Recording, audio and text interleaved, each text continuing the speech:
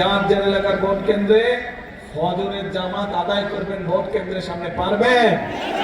তাহাজ্জুদের সময় উঠতে হবে, এইবার পারবেন? কারণ অনেক ষড়যন্ত্র হচ্ছে এই ভোটকে।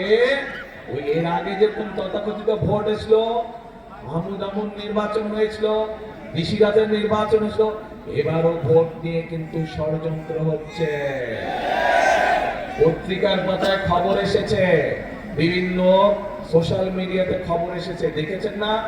বিদেশে আমাদের যে ভাইরা আছে, যারা প্রবাসীরা আছে, তাদের জন্য যে ব্যালট পেপার পাঠানো হয়েছে, কিভাবে একটা দল সেই ব্যালট পেপারকে দখল করেছে দেখেছেন? এই সংবাদ আগে এই ষড়যন্ত্র দেশের ভিতরেও চলছে। এই জন্যই বলছি তাহাজ্জুদের নামাজ পড়তে হবে।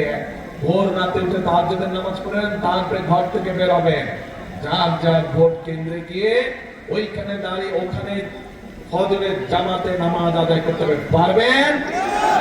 কে কে পারবেন হাত তুলেন তো। আলহামদুলিল্লাহ, এত মানুষ পারবে, তাহলে ইনশাআল্লাহ বিজয় সুনিশ্চিত। এখন নামাজ পড়ে, ফজরের নামাজ পড়ে ভোটের লাইনে দাঁড়িয়ে যাবেন। ভোট কেন্দ্র খোলার সাথে সাথে সিল দিবেন। কোথায় সিল দিবেন? ধানের শীষ। একই সাথে ধানের শীষের সাথে আমাদের এখানে দুজন সহকর্মী আমাদের আছে, যারা আন্দোলন সংগ্রামে আমাদের সাথে ছিলেন। একজন হচ্ছে